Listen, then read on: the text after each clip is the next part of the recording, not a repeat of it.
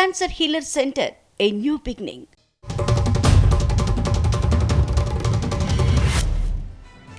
మిర్చి రైతుల ఇబ్బందులపై సమీక్ష నిర్వహించారు సీఎం చంద్రబాబు. గత 10 ఏళ్లుగా ధరలు ఎలా ఉన్నాయి, ఇప్పుడు ఎలా ఉన్నాయంటూ అధికారులతో చర్చించారు. మిర్చి రైతుల ఇబ్బందుల్ని మరోసారి కేంద్రం దృష్టికి తీసుకెళ్లాలంటూ నిర్ణయించారు.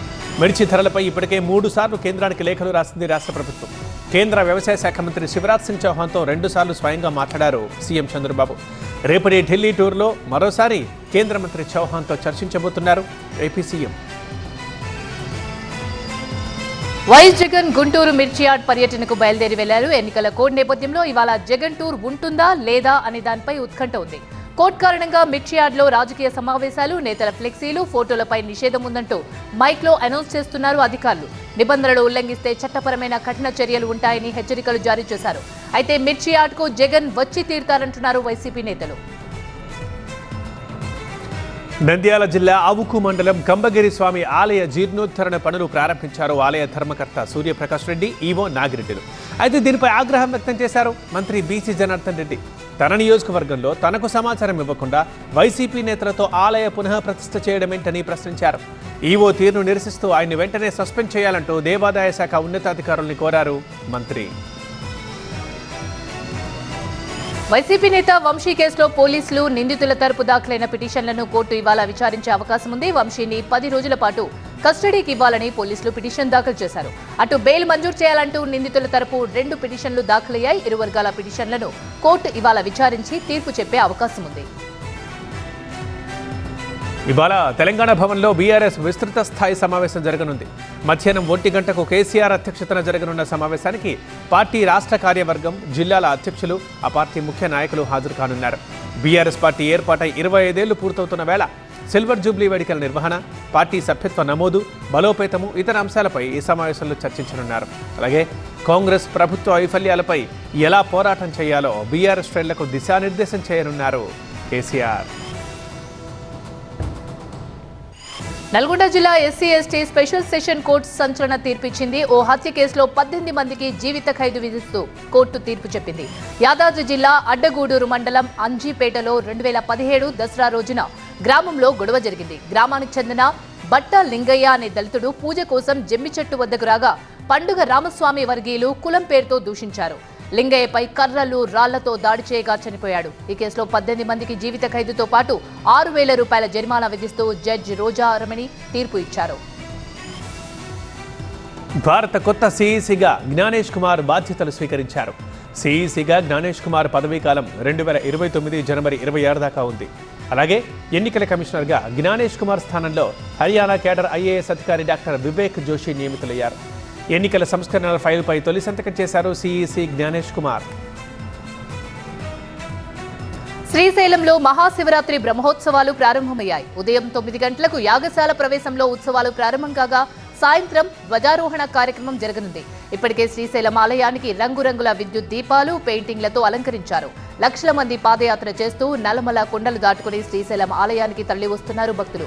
వారికి ఎటువంటి ఇబ్బందులు కలగకుండా ఏర్పాట్లు చేస్తున్నారు. భక్తులు పాదయాత్రగా నడిచి వచ్చే బైరుట్లి, నాగులూటి, వెంకటాపురం, కైలాసద్వారం, భీముని కొలను ప్రాంతాన్ని ఈవో శ్రీనివాసరావు స్వయంగా వెళ్లి పర్యవేక్షించారు. భక్తులకు ఈ నెల 24 నుంచి 27 వరకు ఉచితంగా లడ్డూని ఇవ్వనున్నట్టు తెలిపారు ఈవో శ్రీనివాసరావు. సమతా కుంభ్ 108 దివ్య దేశాల తృతీయ బ్రహ్మోత్సవాలు చివరి రోజుకు చేరాయి. మరికొద్దిసేపట్లో సమతా దీక్ష తీసుకున్న వారితో శ్రీ రామానుజాచార్య స్వామికి దివ్యాభిషేకం జరగనుంది. మధ్యాహ్నం 3 గంటలకు శ్రీ పుష్పయాగము, ద్వాదశరాధన, దేవతోద్వాసనము, మహాపూర్ణాహుతి, కుంభప్రోక్షణ జరగనుంది. ఉదయం సుప్రభాతం, అష్టాక్షరి మంత్రం జపంతో కార్యక్రమాలు మొదలయ్యాయి. ఆరాధన, సేవాకాలం, హోమాలను ఆరంభించారు. శాక్తముజై, తీర్థప్రసాద గోష్ఠి, నిత్య పూర్ణాహుతి, బలిహరణ జరగబోతున్నాయి. యాదగిరిగుట్ట నరసింహస్వామి ఆలయంలో ఇవాళ స్వర్ణ విమాన గోపురం ఆవిష్కరణ జరగనుంది. 5 రోజుల పాటు సాగే వేడుకలకు ఇవాళ శ్రీకారం చుడతారు. ఉత్సవాల్లో భాగంగా వానమలై మఠం పీఠాధిపతి చినిజీయర్ స్వామి పర్యవేక్షణలో పంచకుండాత్మక యాగం చేస్తున్నట్లు ఆలయ ఈవో భాస్కర్రావు చెప్పారు. 108 మంది ఋత్వికులతో యాగం ఉంటుందని చెప్పారు.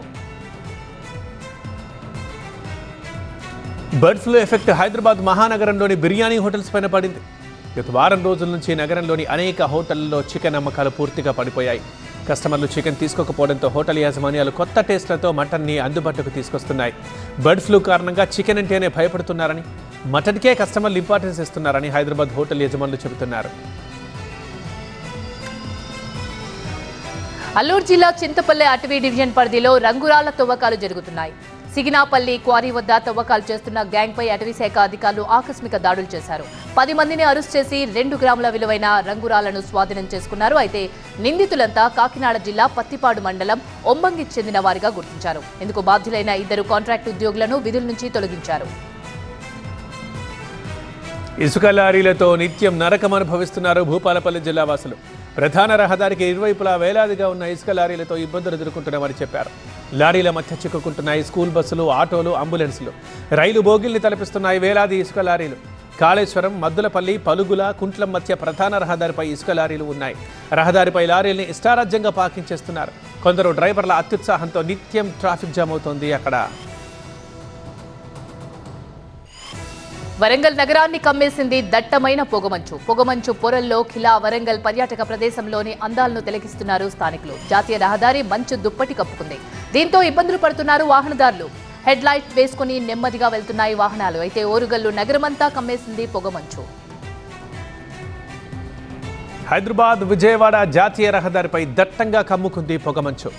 దట్టమైన పొగమంచుతో ఇబ్బందులు పడుతున్నారు వాహనదారులు. తీవ్రమైన మంచు ప్రభావంతో హెడ్ లైట్లు, ఫాగ్ లైట్లు వేసుకుని నెమ్మదిగా కదులుతున్నాయి వాహనాలు. ఉదయం మంచుతో ఉన్న వాతావరణం మధ్యాహ్నానికి ప్రచండంగా మారుతోంది. పగటి ఉష్ణోగ్రతలు 35 డిగ్రీలు దాటుతున్నాయి ఇప్పుడే. కల్లూరు జిల్లా పాడేరు ఏజెన్సీలోనూ పొగమంచు కమ్మేసింది. దట్టంగా కురుస్తోంది పొగమంచు. మినుములూరులో 11, పాడేరులో 13, అరకు, చింతపల్లిలో 14 డిగ్రీల ఉష్ణోగ్రత నమోదవుతుంది. మిగతా ప్రాంతాల్లో పగటి ఉష్ణోగ్రతలు పెరుగుతున్నా ఏజెన్సీలో మాత్రం ఇంకా చలి తీవ్రత ఉంది. హైదరాబాద్ నార్సింగిలో కారు బీభత్సం చేసింది. గండిపేట సిబిఐటి వద్ద హోర్డింగ్ స్తంభానికి పిల్లర్ని ఢీకొట్టింది కారు. ఈ ప్రమాదంలో కారులో ప్రయాణిస్తున్న 2 విద్యార్థులకు గాయాలయ్యాయి. వారిని ఆసుపత్రికి తరలించారు. ఎయిర్ బెలూన్స్ తెరుచుకోవడంతో ప్రాణాపాయం తప్పింది. కారు ముందు భాగం మాత్రం దెబ్బతింది. ఓవర్ స్పీడ్తో వెళ్లడమే ప్రమాదానికి గల కారణంగా తెలుస్తోంది. శంకర్పల్లి నుండి నార్సింగ్ వస్తుండగా జరిగింది ఈ ప్రమాదం. కుషాయిగూడ ఆర్టీసీ బస్ డిపోలో మంటలు చెలరేగాయి. డిపోలో పార్కింగ్ చేసిన 2 బస్సుల్లో ఒక్కసారిగా మంటలు వ్యాపించి క్షణాల్లో దగ్ధమయ్యాయి. దీంతో డిపోలో ఉన్న ఉద్యోగులు భయంతో పరుగులు తీశారు. ఫైర్ ఇంజిన్ పోలీసులకు సమాచారం అందించినా అప్పటికే పూర్తిగా 2 బస్సులు దగ్ధమయ్యాయి. ప్రమాదానికి గల కారణాలు తెలియాల్సి ఉంది. విజయవాడ మెట్రో భూసేకరణపై ప్రభుత్వం ఫోకస్ పెట్టింది. తొలి దశలో పండిట్ నెహ్రూ బస్టాండ్ నుంచి గన్నవరం వరకు మెట్రో నిర్మాణం చేపట్టేందుకు కసరత్తు చేస్తోంది. ఇందుకు అవసరమైన 91 ఎకరాల భూసేకరణ దిశగా చర్యలు తీసుకుంటోంది. తిరుపతిలో జరుగుతున్న ఐటీసీఎక్స్ 2025 సదస్సు ఇవాళ్లతో ముగియనుంది. ఇవాళ జరిగే కార్యక్రమంలో మంత్రి నారా లోకేష్ పాల్గొననున్నారు. ఆలయ నిర్మాణం, సంరక్షణ, నిర్వహణ పద్ధతులపై ఈ సదస్సులో చర్చించనున్నారు. సమాజాభివృద్ధిలో దేవాలయాల పాత్రపై మాట్లాడతారు ఆధ్యాత్మికవేత్తలు. మరి కాసేపట్లో సచివాలయానికి వస్తున్నారు సీఎం చంద్రబాబు. యుఎస్ ప్రతినిధులతో మాట్లాడే సీఎం చంద్రబాబు నేచర్ ఫార్మింగ్ పై వారితో ఒప్పందం చేసుకోబోతున్నారు. మధ్యాహ్నం తర్వాత వర్క్ ఫ్రం హోం విధానంపై సమీక్షిస్తారు. ఇవాళ సాయంత్రం 4:30కి ఢిల్లీ బయలుదేరతారు. రేపు ఢిల్లీలో జరిగే సీఎం ప్రమాణ స్వీకారానికి హాజరవుతారు చంద్రబాబు. ఇవాళ పరిశ్రమల శాఖపై సీఎం రేవంత్ సమీక్ష చేరున్నారు. రాష్ట్రానికి వచ్చిన పెట్టుబడులు, పరిశ్రమల ఏర్పాటు, ఇటీవల దావోస్లో కుదిరిన ఒప్పందాలపై సమీక్ష చేస్తారు. మరి కాసేపట్లో జరిగే సమావేశానికి హాజరు కానున్నారు అధికారులు. పరిశ్రమల పురోగతిపై అధికారులకు పలు సూచనలు చేయనున్నారు సీఎం రేవంత్ రెడ్డి. తెలంగాణలోని మరో 5 జిల్లాలకు అధ్యక్షుల్ని ప్రకటించింది బీజేపీ. నారాయణపేట సత్య యాదవ్, సూర్యాపేట శ్రీలతారెడ్డి, నిర్మల్ రితేష్ రాథోడ్, సిద్దిపేట బైరి శంకర్, సిరిసిల్ల జిల్లా బీజేపీ అధ్యక్షుడిగా గోపి ముదిరాజును నియమించింది. ఇప్పటివరకు 28 జిల్లాలకు అధ్యక్షులు నియమించింది బీజేపీ. తిరుమలలో భక్తుల రద్దీ కొనసాగుతోంది. 14 కంపార్ట్మెంట్లలో వేచి ఉన్నారు భక్తులు. శ్రీవారి సర్వదర్శనానికి 12 గంటల టైం పడుతోంది. నిన్న శ్రీవారి దర్శించుకున్నారు 68,427 మంది భక్తులు. నిన్న శ్రీవారి హుండీ ఆదాయం 3,81,00,000 రూపాయలు వచ్చింది. సరిహద్దుల్లో చెక్పోస్టులు తొలగించాలని సీఎం చంద్రబాబును కోరింది ఏపీ పౌల్ట్రీ ఫెడరేషన్. కోళ్ల రవాణాకు ఆటంకాలు లేకుండా చూడాలని రిక్వెస్ట్ చేసింది. చికెన్ పై ప్రజల్లో ఉన్న అపోహలు తొలగించాలని బృందం కోరింది. అయితే చికెన్, ఎగ్ మేళాలు ఏర్పాటులో భాగస్వామ్యం కావాలని విజ్ఞప్తి చేసింది. అంగన్వాడీలకు గుడ్ల సరఫరా పునః ప్రారంభించాలని విన్నవించింది. ఆపరేషన్ కగార్ పేరుతో మావోయిస్టులపై భద్రతా బలగాలు యుద్ధం చేస్తున్నాయి. ఈ యుద్ధంలో ఎదురు దెబ్బలు తింటున్న మావోయిస్టులు బంద్కి పిలుపునిచ్చారు. ఇవాళ ఛత్తీస్గఢ్లో మావోయిస్టుల పిలుపుతో బంద్ కొనసాగుతోంది. బీజాపూర్, సుక్మా, దంతెవాడ జిల్లాల్లో నిర్బంధించిన ఆదివాసీల్ని విడిచిపెట్టాలని మావోయిస్టులు డిమాండ్ చేశారు. ఆపరేషన్ కగార్కి వ్యతిరేకంగా ఉద్యమించాలని మావోయిస్టులు కోరుతున్నారు. ఈ బంద్తో ఛత్తీస్గఢ్, తెలంగాణ సరిహద్దుల్లో హై అలర్ట్ ప్రకటించారు. అటవీ ప్రాంతంలో విస్తృతంగా కూంబింగ్ చేపడుతున్నారు. ఇందులో భాగంగా వాహనాల్ని క్షుణ్ణంగా తనిఖీ చేస్తున్నారు పోలీసులు. మహారాష్ట్రలోని నాగ్పూర్లో ఛత్రపతి శివాజీ జయంతి వేడుకలు ఘనంగా నిర్వహించారు. ఈ కార్యక్రమంలో సీఎం దేవేంద్ర ఫడ్నవీస్, ఏక్నాథ్ షిండే, అజిత్ పవార్, ప్రజాప్రతినిధులు, నాయకులు శివాజీ విగ్రహం వద్ద నివాళులర్పించారు. రాజస్థాన్లోని జైపూర్లో ఛత్రపతి శివాజీ మహారాజ్ వేడుకలు వైభవంగా నిర్వహించారు. ఈ కార్యక్రమానికి ముఖ్యమంత్రి భజన్ లాల్ శర్మ చీఫ్ గెస్ట్గా పాల్గొని మాట్లాడారు. ప్రస్తుతం దేశంలో ప్రతి తల్లి ఒక జిజియాబాయిలా తమ పిల్లల్ని పెంచాలన్నారు. పిల్లలకు ఆస్తులు ఇవ్వకపోయినా పర్వాలేదు, చదువు, నైతిక విలువలు ముఖ్యమన్నారు.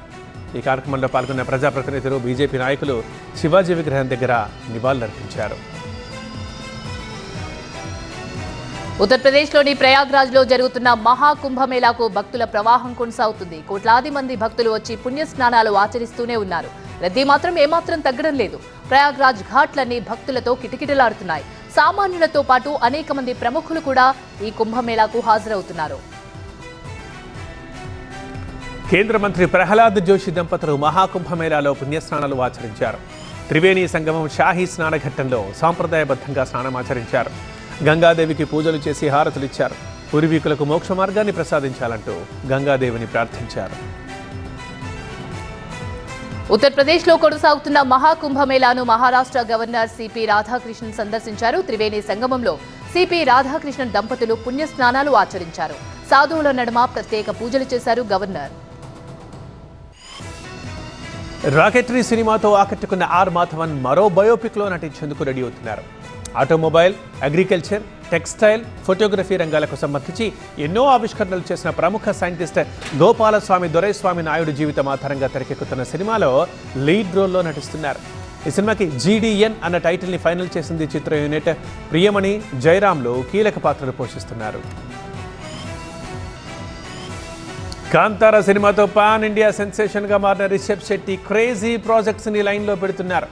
తెలుగులో జై హనుమాన్లో నటిస్తున్న రిషబ్ బాలీవుడ్లో శివాజీ మహారాజ్ జీవితం ఆధారంగా రూపొందుతున్న the pride of Bharat Chhatrapati Shivaji Maharaj మూవీకి గ్రీన్ సిగ్నల్ ఇచ్చారు. పుష్ప, బ్రహ్మాస్త్ర లాంటి బ్లాక్ బస్టర్ సినిమాలకు వర్క్ చేసిన టెక్నికల్ టీం ఈ సినిమా కోసం వర్క్ చేస్తోంది. Cancer Healer Center, a new beginning.